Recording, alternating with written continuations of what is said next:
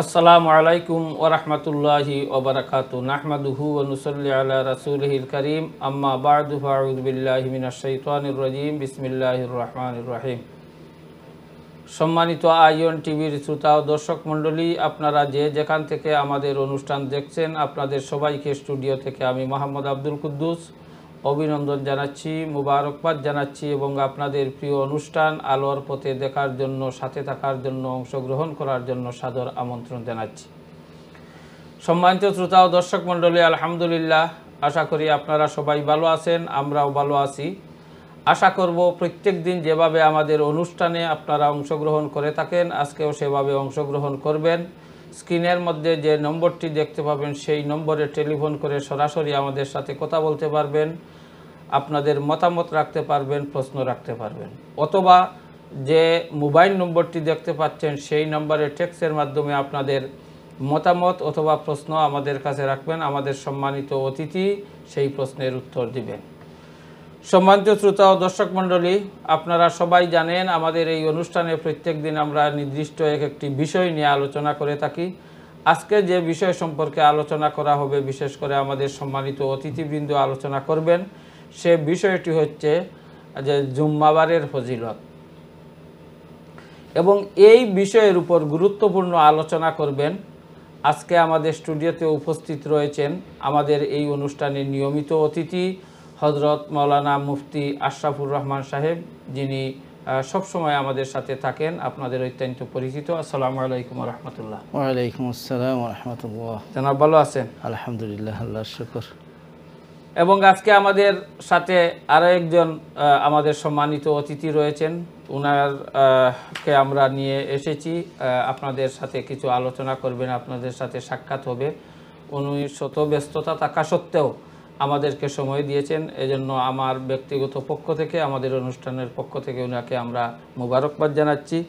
ওনার পরিচয় হচ্ছে আমাদের আজকের বিশেষ অতিথি, সিলেটের বিশ্বনাথ থানার ঐতিহ্যবাহী শিক্ষা প্রতিষ্ঠান হযরত শাহ চাঁদ শাহ আলু ইসলামিয়া ফাজিল মাদ্রাসার সম্মানিত প্রিন্সিপাল হযরত মাওলানা মোহাম্মদ আব্দুল মুক্তাদির খান সাহেব। আসসালামু আলাইকুম ওয়া রাহমাতুল্লাহ। ওয়ালাইকুম আসসালাম ওয়া রাহমাতুল্লাহি ওয়া জনাব ভালো আছেন? জি আলহামদুলিল্লাহ। অসংখ্য ধন্যবাদ আপনি আমাদেরকে আজকে সময় দেওয়ার জন্য। আপনাকে অসংখ্য ধন্যবাদ। আইয়ন টিভির কলা কৌশলী যে যেখানে আছেন সবাইকে আমার অন্তরের অন্তঃস্থল থেকে আন্তরিক অভিনন্দন ও মোবারকবাদ। ধন্যবাদ।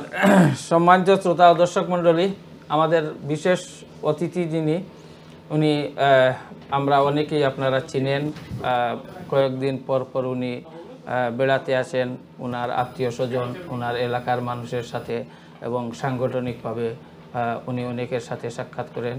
ঠিক সেভাবেই তারই ধারাবাহিকতায় ব্রিটেনে কয়েকদিন থেকে উনি সফরে এসেছেন, এবং সময় এবং সুযোগ বুঝে আমরা ওনার সাথে যোগাযোগ করে আজকে নিয়ে এসেছি। এজন্য আবারও ওনাকে আমরা ধন্যবাদ জানাচ্ছি। সম্মানিত শ্রোতা ও দর্শক মণ্ডলী, আমরা সরাসরি আলোচনায় চলে যাব, এবং প্রথমে আমাদের আজকের বিশেষ অতিথির কাছে আমি চলে যাচ্ছি এবং ওনাকে অনুরোধ করব যে আজকের বিষয়ের উপর একটু আলোচনা করার জন্য। ধন্যবাদ। আসসালামু আলাইকুম ওয়া রাহমাতুল্লাহি ওয়া বারাকাতুহু। ওয়ালাইকুম আসসালাম ওয়া রাহমাতুল্লাহি ওয়া বারাকাতুহু। নাহমাদুহু ওয়া নুসাল্লি আলা রাসূলিহিল কারীম। আম্মা বা'দু ফাআউযু বিল্লাহি মিনাশ শাইতানির রাজীম। বিসমিল্লাহির রহমানির রহিম। ইন্নাল্লাহা ওয়া মালাইকাতাহু ইউসাল্লুনা আলান নবী ইয়া আইয়ুহাল্লাযীনা আমানু সাল্লু আলাইহি ওয়া সাল্লিমু তাসলিমা। আমরা দু একবার দুরূদ শরীফ পড়ি। সাল্লাল্লাহু আলা সাইয়্যিদিনা ওয়া মাওলানা মুহাম্মদ ওয়া আলা আলিহি ওয়া আসহাবিহি ওয়া সাল্লাম। সাল্লাল্লাহু আলা সাইয়্যিদিনা মাওলানা মুহাম্মদ ওয়া আলা আলিহি ওয়া আসহাবিহি ওয়া সাল্লাম। আইয়ন টিভি কর্তৃক আয়োজিত নিয়মিত অনুষ্ঠান আলোর পথের অনুষ্ঠানের সম্মানিত উপস্থাপক হযরত মাওলানা আব্দুল কুদ্দুস সাহেব, উপস্থিত আলোর পথে অনুষ্ঠানের নিয়মিত আলোচক দারুল হাদিস লতিফিয়া মাদ্রাসার সুনামধন্য মুহাদ্দিস বিশিষ্ট ইসলামী চিন্তাবিদ হযরত মাওলানা আশরাফুর রহমান সাহেব, দেশ এবং বিদেশে দূরে এবং কাছে আয়ন টিভির শ্রোতা এবং দর্শকবৃন্দ, যারা যেখান থেকে আজকের অনুষ্ঠান দেখছেন, আমি আপনাদেরকে আমার অন্তরের অন্তঃস্থল থেকে আন্তরিক অভিনন্দন মোবারকবাদ জানাচ্ছি। সাথে সাথে আমি মোবারকবাদ জানাই, আমি গত 1 তারিখে দেশে সফরে এসেছি। আমাকে আজকের এই অনুষ্ঠানে কিছু সময় দিয়েছেন কথা বলার জন্য, যে আন্তরিকতার পরিচয় দিয়ে আজকে উপস্থিত হওয়ার জন্য, যে আজকে আয়ন টিভিতে আমি এসে উপস্থিত হয়েছি এবং কর্তৃপক্ষ এখানে কথা বলার সুযোগ দিয়েছেন। এজন্য আয়ন টিভি কলা কৌশলী কর্তৃপক্ষ সবাইকে, বিশেষ করে উপস্থাপক সহ সবাইকে আমার অন্তরের অন্তঃস্থল থেকে মোবারকবাদ ও ধন্যবাদ জানাচ্ছি। সম্মানিত দর্শক এবং শ্রোতাবৃন্দ, আজকের আলোচ্য বিষয় হচ্ছে জুমাবারের ফজিলত এবং তার আমল। শুক্রবার হচ্ছে সপ্তাহের মধ্যে একটা দিন। আমরা সপ্তাহে 7 দিন গণনা করে থাকি, তার মধ্যে একটা দিন হচ্ছে শুক্রবার দিন, যে দিনে আমরা জুমার নামাজ আদায় করে থাকি। আমরা জুমার দিন বলেও আমরা এটাকে পরিচিত, আমরা অনেকে জানি। এই পৃথিবীর মধ্যে আল্লাহ পাক রব্বুল আলামিন যা কিছু সৃষ্টি করেছেন, প্রত্যেকটা মাখলুকের মধ্যে আল্লাহ ব্যবধান রেখেছেন, তফাৎ রেখেছেন, পার্থক্য রেখেছেন। দিনের মধ্যে পার্থক্য রেখেছেন, মাসের মধ্যে পার্থক্য রেখেছেন, বছরের মধ্যে পার্থক্য রেখেছেন, মানুষের মধ্যে পার্থক্য রেখেছেন, পশুর মধ্যে পার্থক্য রেখেছেন, পাখির মধ্যে পার্থক্য, যা কিছু আছে সব কিছুর মধ্যে আল্লাহ রাব্বুল আলামিন একটা তফাৎ রেখেছেন, পার্থক্য রেখেছেন, ব্যবধান রেখেছেন। দুনিয়ার মধ্যে যত ফল আছে সব ফলের স্বাদ একরকম নয়, যত ফুল আছে সব ফুলের ঘ্রাণ একরকম নয়, যত মাঠ আছে সব মাঠের মর্যাদা এক সমান নয়, যত মানুষ দুনিয়ার মধ্যে আছেন সব মানুষের মর্যাদাও এক সমান নয়। এই পৃথিবীর মধ্যে যত মানুষ আছেন সব মানুষের মর্যাদা এক সমান নয়। মানুষের মধ্যে আল্লাহ ব্যবধান রেখেছেন। এই মানুষের মধ্যে ব্যবধানটা 2 রকম। একটা ব্যবধান জাহিরি আর একটা ব্যবধান হচ্ছে বাতিনি। একটা ব্যবধান আমরা নিজের চোখ দিয়ে দেখতে পারি, আর একটা ব্যবধান আমরা দেখতে পাই না। যেমন যে জিনিসটা আমরা দেখতে পারি সেই ব্যবধানটা হলো, যেমন আমরা যারা পৃথিবীর মধ্যে বসবাস করছি, আমরা যে যে অবস্থানের মধ্যে আছি, ডান দিকে, বাম দিকে, সামনের দিকে, পিছনের দিকে যদি তাকাই, তাহলে পৃথিবীর মধ্যে অসংখ্য অগণিত মানুষ আছে, কিন্তু একই গঠন আকৃতির 2 জন মানুষ পৃথিবীর মধ্যে নাই। একই গঠন আকৃতি দিয়ে 2 জন মানুষ পাওয়া সম্ভব হবে না। একজন মানুষ যদি চিন্তা করে যে আমি হুবহু গঠন আকৃতির একজন মানুষ, আমার মামার মতো আরেকজন মামাকে আমি তালাশ করে বার করব। আমার মামা যেভাবে আছেন ঠিক আরেকজন মানুষ আমি বের করব। দুনিয়ার উত্তর থেকে দক্ষিণ, পূর্ব থেকে পশ্চিম প্রায় 850 কোটি মানুষ যাচাই বাছাই করে হুবহু গঠন আকৃতির 2 জন মানুষ পৃথিবীর মধ্যে পাওয়া সম্ভব হবে না। এটা হচ্ছে আল্লাহ পাক রব্বুল আলামিন ব্যবধান রেখেছেন। এটা হচ্ছে জাহিরি পার্থক্য। দুনিয়ার মধ্যে যত মানুষ আছেন সব মানুষের রূপ একরকম নয়, গঠন একরকম নয়, আকৃতি একরকম নয়, সবার চাহিদা একরকম নয়। এক একজনের এক এক চাহিদা, এক একজনের এক এক রুচি দিয়ে আল্লাহ পাক তৈরি করেছেন। 2 নম্বর হচ্ছে বাতিনি পার্থক্য। এই পৃথিবীর মধ্যে অনেক মানুষ আছে যারা আকাশের বাতাসের উপরে বিমান চালায়, তাদেরকে বিমানের ড্রাইভার বা পাইলট বলা হয়। আবার পৃথিবীর মধ্যে অনেক মানুষ আছেন যারা রাস্তার মধ্যে ঠেলাগাড়ি চালায়, অথবা আমাদের দেশে রিক্সা চালায়, অথবা ট্যাক্সি চালায়। তো যিনি ট্যাক্সি চালান ইনিও ড্রাইভার, আবার যিনি বিমান চালান তিনিও ড্রাইভার।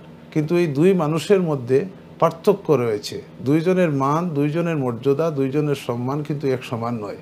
এই মানুষের মধ্যে আল্লাহ রাব্বুল আলামিন ব্যবধান রেখেছেন। মাঠের মধ্যে ব্যবধান রেখেছেন, ফলের মধ্যে ব্যবধান রেখেছেন, ফুলের মধ্যে ব্যবধান রেখেছেন, মাসের মধ্যে ব্যবধান রেখেছেন, বছরের মধ্যে ব্যবধান রেখেছেন। সব মাসের মর্যাদা এক সমান নয়। ঠিক তেমনিভাবে সব দিনের মর্যাদাও এক সমান নয়। সব রাতের মর্যাদা এক সমান নয়, সব মুহূর্তের মর্যাদা, এক একটা মুহূর্তের মর্যাদা আল্লাহর কাছে এক এক রকম। সুবহানাল্লাহ। সুবহানাল্লাহ। আমরা আসবো জনাব, একজন কলার চলে এসেছেন, কথা বলেন ইনশাআল্লাহ। আসসালামু আলাইকুম ওয়া রাহমাতুল্লাহ। ওয়ালাইকুম আসসালাম। আমার একটা প্রশ্ন। জি বলেন প্লিজ।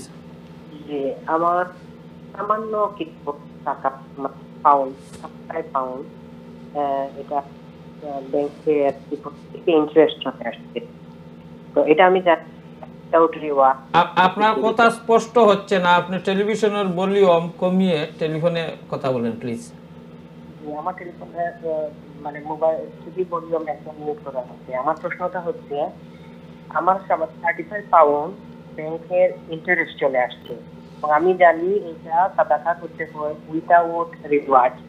মানে আমার প্রশ্ন হচ্ছে, আমার একজন রিলেটিভ, ওনার মানে করেন একটা ঘর আমাদের অন্যান্য আত্মীয় স্বজনরা মিলে বানাইয়ে দিচ্ছে, ওনার তেমন কোনো ইনকাম নেই। ওনার একটা ছেলে ওমান থাকে, ওমানে তো বুঝতেছেন এত বেশি ইনকাম নেই, আর একজন ছেলে ওই যে ইলেকট্রিকের কাজ করে। এই হচ্ছে ওনাদের আর্থিক অবস্থা। আমার প্রশ্ন হচ্ছে, আমি এই ইন্টারেস্টের টাকাটা এবং আমার আরো জেনারেল কিছু সাদাকা একসাথে করে আমি ওনাকে দিতে পারবো কিনা? ওকে, উনারা শুধু এই যে কাজ করেন ওই কাজ দিয়ে উনাদের পরিবার চালান? জি, ওনার একজন ছেলে ওমান থাকে, ওমানের ইনকাম কিন্তু খুব ভালো না, খুব সামান্য ইনকাম। আর একজন ছেলে উনি ওই যে ইলেকট্রিকের কাজ করে। ইলেকট্রিকের কাজটা সবসময় পাওয়া যায় না, যখন পাওয়া যায় তখন উনি কাজটা করেন। আর ওনাদের কোনো ঘর ছিল না, ঘর আমাদের আত্মীয় স্বজনরা মিলে একটা ঘর বানাই দিচ্ছে না। এখন আমার প্রশ্ন হচ্ছে, এই যে ইন্টারেস্টের 35 পাউন্ড প্লাস জেনারেল ইলেকশনের সাথে করে এই টাকাটা আমি ওনাকে দিতে পারবো কিনা? ওকে, অসংখ্য ধন্যবাদ আপনাকে, অত্যন্ত সুন্দর এবং সময় উপযোগী প্রশ্ন। আপনি আমাদের অনুষ্ঠান দেখতে থাকুন, ইনশাল্লাহ আমাদের সম্মানিত অতিথি সেই প্রশ্নের উত্তর দিবেন। জি ধন্যবাদ আপনাকে। অন্য কোনো কলার না, সম্ভবত আর কোনো কলার নাই। যাই হোক, সম্মানিত শ্রোতা ও দর্শক মণ্ডলী, আপনারা শুনছেন আমাদের একজন একটি প্রশ্ন রেখেছেন। ইনশাল্লাহ আমরা পরবর্তীতে সেই উত্তরের দিকে যাব। আরও কিছু প্রশ্ন টেক্সটের মাধ্যমে এসেছে, আমরা একসাথে ইনশাল্লাহ উত্তরের দিকে যাব। আমরা আমাদের সম্মানিত অতিথির অসমাপ্ত কথাগুলো আবার একটু শুনে নিই ইনশাল্লাহ। ধন্যবাদ। সম্মানিত উপস্থাপক হযরত মাওলানা আব্দুল কুদ্দুস সাহেব, আমি যে কথার মধ্যে ছিলাম যে প্রত্যেকটা দিনের মধ্যে আল্লাহ পাক ব্যবধান রেখেছেন, রাতের মধ্যে ব্যবধান রেখেছেন, মাসের মধ্যে ব্যবধান রেখেছেন, দিনের মধ্যে আল্লাহ পাক রব্বুল আলামিন ব্যবধান রেখেছেন, পার্থক্য রেখেছেন। একদিন রসুলে পাক সাল্লাল্লাহু আলাইহি ওয়াসাল্লাম মসজিদে নববীর মধ্যে সাহাবায়ে কেরামদেরকে নিয়ে আলোচনা করতেছেন। আলোচনার এক প্রসঙ্গে সাহাবায়ে কেরামদেরকে প্রশ্ন করেন, হে সাহাবীরা, তোমরা তো সপ্তাহের মধ্যে 7 দিন গণনা করো, তোমরা কি বলতে পারবে এই 7 দিনের মধ্যে উত্তম দিন কোনটা? সাহাবায়ে কেরামরা বলেন, ইয়া রাসূলুল্লাহ, সপ্তাহের মধ্যে উত্তম দিন কোনটা আমাদের তো জানা নাই। রসুলে পাক সাল্লাল্লাহু আলাইহি ওয়াসাল্লাম বললেন, ইন্না মিন আফদাল আইয়ামিকুম ইয়াউমুল জুমআ। হে আমার সাহাবীরা, সপ্তাহের মধ্যে উত্তম দিন হচ্ছে শুক্রবার দিন। সুবহানাল্লাহ।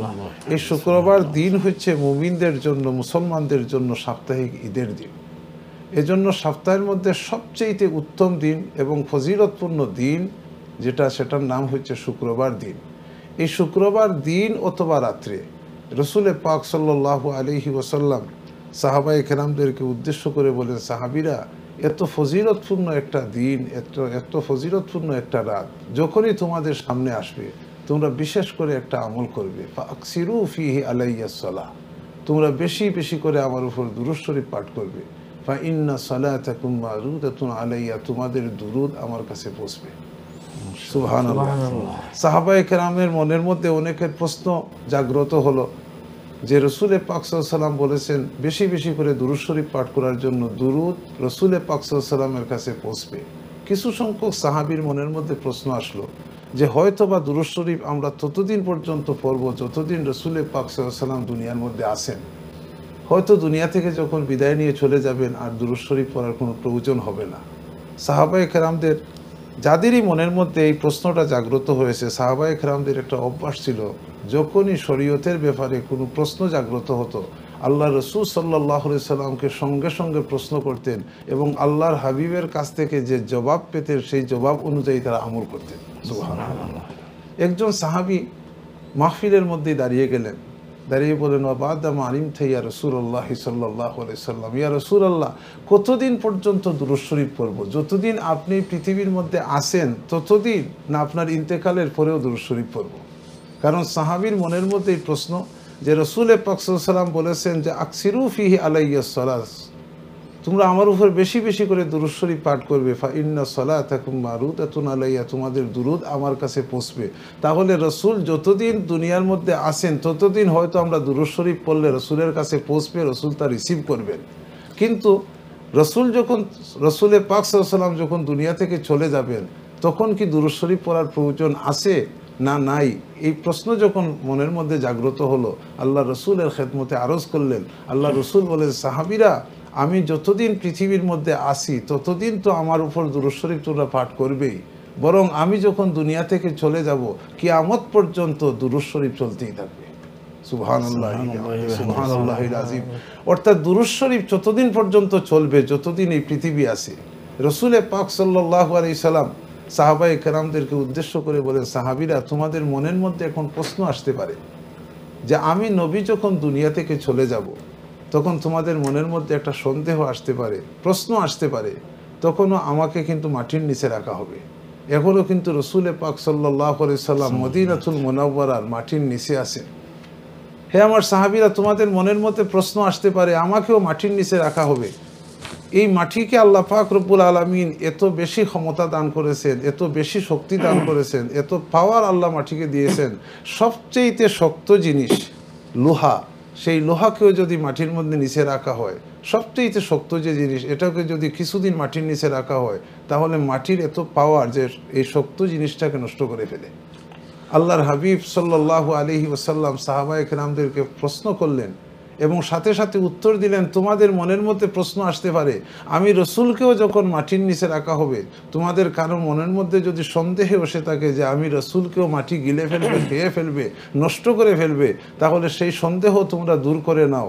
ইন্নাল্লাহা হাররামা আলাল আরদে আন তাকুলা আজসাদাল আম্বিয়া, আল্লাহ পাক রব্বুল আলামিন মাটির উপর হারাম ঘোষণা করে দিয়েছেন, মাটি দুনিয়ার সব কিছুকে নষ্ট করার ক্ষমতা তোকে দিলাম, কিন্তু আমার রসুলকে যখন রাখা হবে, শুধু আমাদের রসুল নয়, দুনিয়ার মধ্যে যত নবী রসুল আছেন সমস্ত নবী রসুলরা কবরের মধ্যে জীবিত অবস্থায় আছেন। আল্লাহ রসুল বলেন, ফাইন্নাল্লাহা হাররামা আলাল আরদে আন তাকুলা আজসাদাল আম্বিয়া, আল্লাহ পাক মাটির উপর হারাম করে দিয়েছেন মাটি সব কিছুকে নষ্ট করতে পারে, কিন্তু রসুল পাক সাল্লাল্লাহু আলাইহি সাল্লাম নবী রসুলদের জিসিমকে নষ্ট করা তো দূরের কথা, একটা পশমকে নষ্ট করার ক্ষমতা নাই। সুবহানাল্লাহ। জি, অসংখ্য ধন্যবাদ জনাব। আমরা আপনার কাছে আসবো। আমাদের কাছে টেক্সটের মাধ্যমে অনেকটি প্রশ্ন চলে এসেছে, আমরা কিছু উত্তরের দিকে চলে যাই, তারপরে ইনশাল্লাহ আবার যদি সময় হয় তা আপনার কাছে আসবো। জনাব, প্রথমে আমরা মুফতি সাহেবের কাছে চলে যাচ্ছি। প্রথমে যে সরাসরি যিনি প্রশ্ন করেছিলেন সেটা আমরা উত্তর দিয়ে দিই, তারপরে আমি টেক্সটের মাধ্যমে আসবো। উনি বলেছেন যে উনার ইন্টারেস্টের কিছু পয়সা এবং নর্মাল কিছু পয়সা আছে, জাকাত সম্ভবত। তো উনি উনার এক আত্মীয়র কথা বলেছেন যে উনাকে দিতে পারবেন কি না, যে উনার অবস্থাও বলেছেন যে উনারা একজন কাজ করেন দেশে আর একজন বিদেশে, কিন্তু উনারা এইটার উপরেই নির্ভর করেন, উনাদের গড় কিন্তু আত্মীয় স্বজনটা তৈরি করে দিয়েছেন। জি, ধন্যবাদ প্রশ্নকারী ভাইকে, যিনি প্রশ্ন করেছেন ব্যাংক ইন্টারেস্টের কথা। ব্যাংক ইন্টারেস্ট যেটা, সেই পয়সাগুলো সেগুলো সুদি পয়সা, সেগুলো হারাম।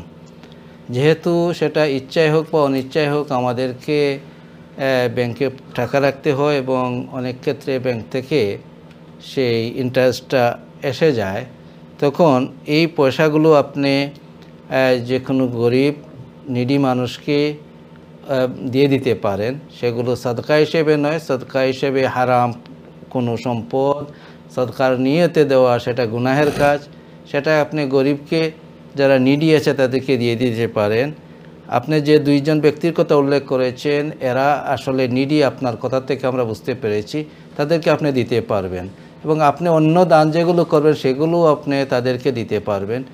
বিশেষ করে সাদাকার ব্যাপারে, সাদাকা বলতে যেটা জাকাত অথবা ফিতরা অথবা যেটা কাফারা, ওই সম্পদ নেওয়ার ক্ষেত্রে দেওয়ার ক্ষেত্রে শরীয়তে স্ট্রিক্ট রুল রয়েছে। কোরআনে কারীমে আল্লাহ রাব্বুল আলামিন তার বন্টনের ব্যক্তি বা খাতকে উল্লেখ করে দিয়েছেন।